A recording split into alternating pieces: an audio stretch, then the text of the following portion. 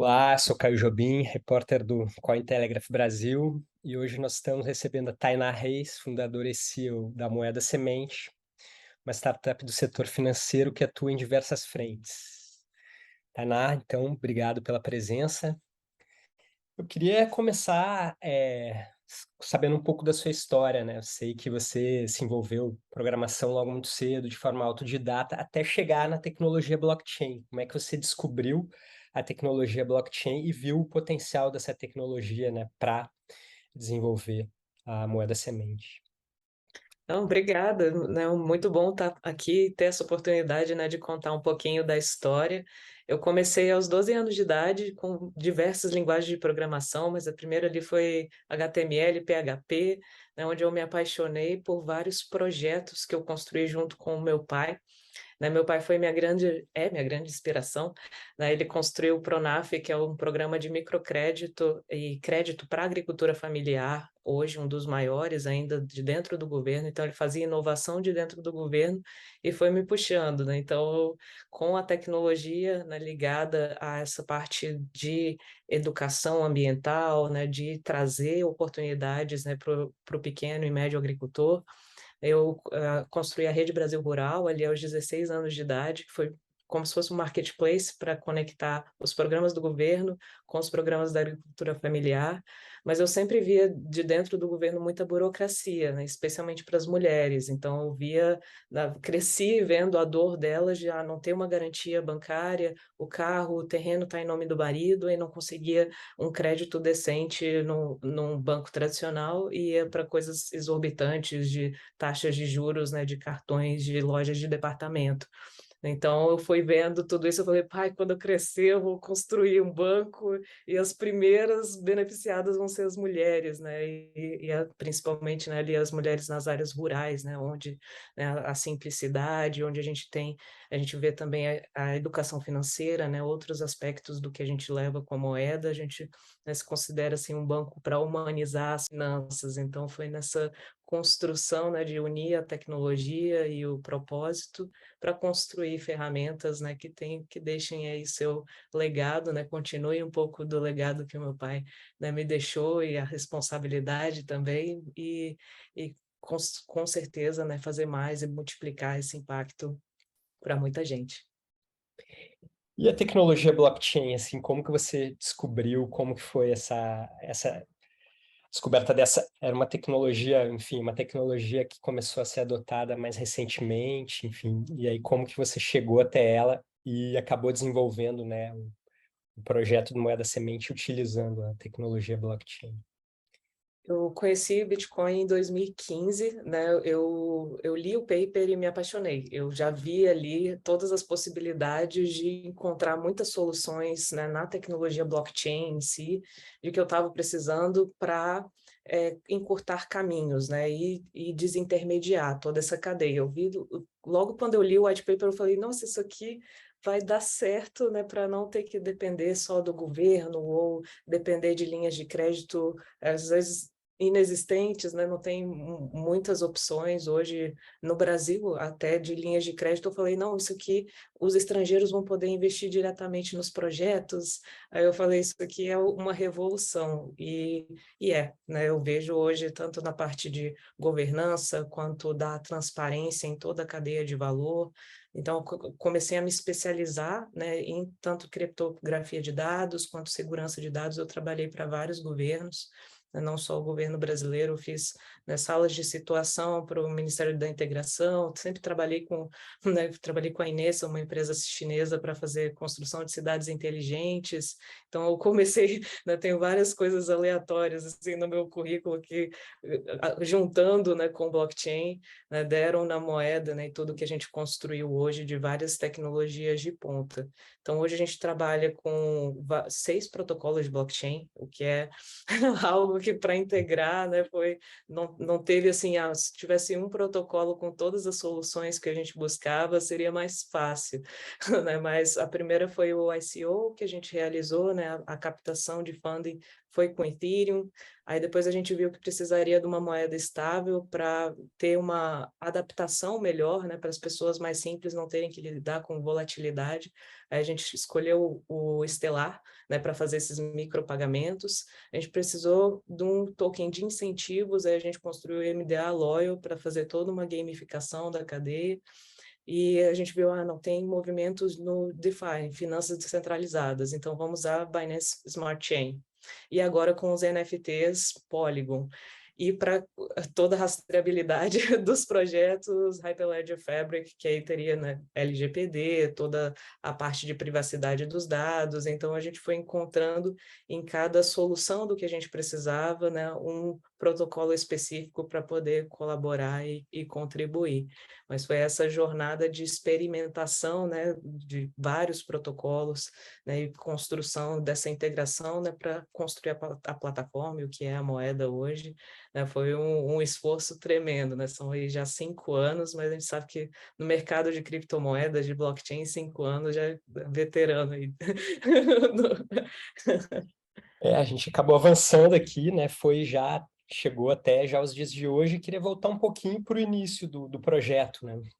Como que ele surgiu, quais eram as áreas específicas de atuação e como que ele foi crescendo para abranger outros objetivos, outros setores.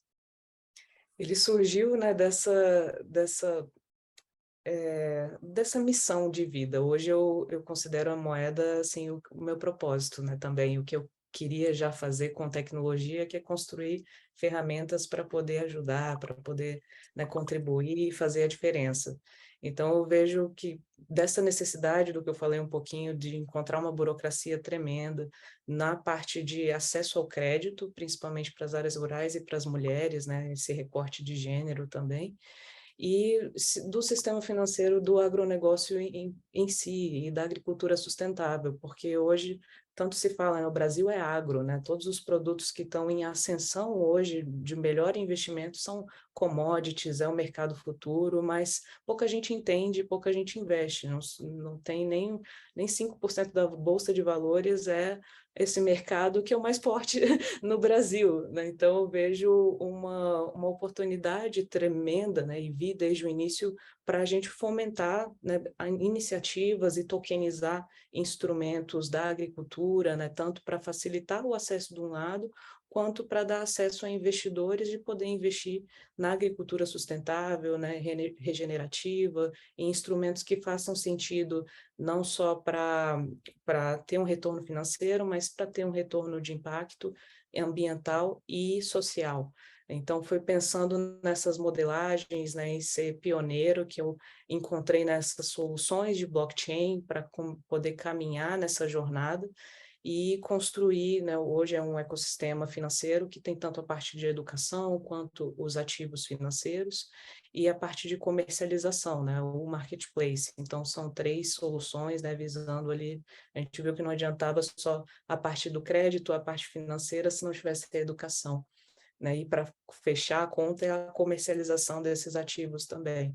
Então, foi nessa construção, né, desses 5 anos de plataforma, de entender o mercado, né? O mercado, há 5 anos atrás, mal se falava de blockchain e mal se falava de investimento de impacto também. Hoje, as siglas, né, ASG e ESG, né, da parte de governança ambiental, e do impacto social é mais acessível a todos. Todo mundo fala, eu quero agora investir com propósito, e faz sentido, né? Era uma coisa que eu procurava para mim.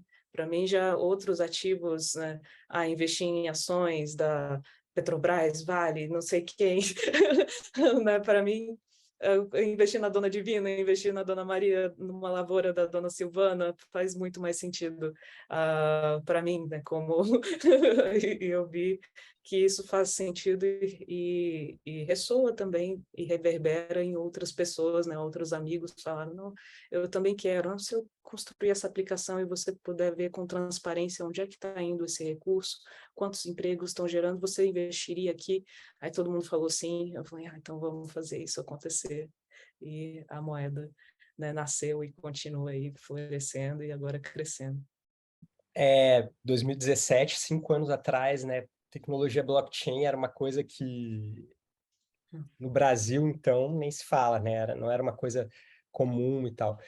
E a gente sabe que o espaço cripto é um espaço também que não é um espaço predominante, era principalmente naquela época. Até eu quero que você conte como que foi desenvolver esse projeto nesse espaço cripto, né, no Brasil, como mulher, assim, quais foram os desafios extras, né, de estar trabalhando com uma tecnologia nova, num ambiente majoritariamente masculino e, ao mesmo tempo, sendo mulher e trabalhando com esse foco, né, no cooperativismo e né, no empoderamento das mulheres. Bom, com certeza, né, tem um dificultador aí que a gente vai, mas a gente vai com a cara e com a coragem, né, enfrentando todos os desafios. Não só cripto, mas o mercado financeiro é predominantemente masculino e os incentivos a crédito são muito machistas também, né? Então a gente vê num país machista, como eu citei, né, o carro, a conta bancária fica em nome do marido e as mulheres não conseguem um crédito por ter a conta conjunta, 20 anos em nome do marido. Então, assim, tem questões estruturais muito grandes e para empreender no Brasil, não empreender no Brasil especificamente, né, com toda a parte de regulamentação, legislação, a gente desde 2017 ali não tinha uma legislação muito clara, né, para criptoativos específicos. Você tem o Bitcoin só como um ativo, né, mas não algo além disso. Então, ali fui uma das primeiras ali no Congresso a levantar a mão e falar, eu quero ser regulada. Né, em 2017 e até hoje a gente tem, né, a passos um pouco mais lentos, mas aí a legislação caminhando para isso. Então, empreender e inovar também é difícil, né? Você ter as suas ideias muitas vezes não compreendidas ainda e está num tempo de mercado que só vai, né, se concretizar no futuro. Então, já falar de impacto social, falar de blockchain, né, hoje é muito mais fácil, né? Hoje você tem grandes empresas e grandes marcas que consolidaram e falam bem, né, pelo menos da tecnologia blockchain. Então, é mais fácil hoje nesse mercado, eu considero, do que foi há 5 anos atrás.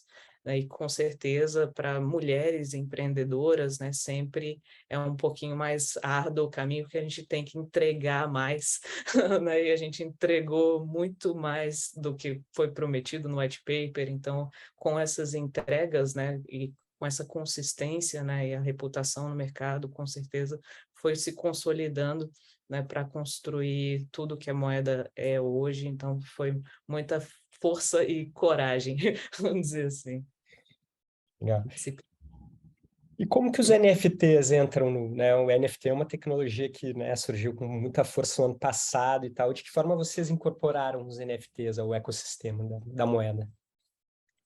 Com certeza, a gente vê a utilização dos NFTs como essa construção da comunidade, né? Então, hoje a gente acabou de lançar, na verdade, a economia da biodiversidade, né? Então, a gente tem NFTs que são caracterizados como avatares, cada avatar significa um crédito da biodiversidade, que é um compromisso de cada pessoa a escolher produtos, né? A escolher, fazer decisões, tomar decisões e escolhas que impactem para além do crédito de carbono, né, para não só, né, salvar ali, né, compensar, né, a pegada do carbono, mas também apoiar a biodiversidade. Então a gente tem essa construção, eu vejo os NFTs muito para a comunidade, em torno de um propósito, em torno de uma causa, e depois também para a certificação de ativos, né, tokenizar ativos para uma agricultura sustentável.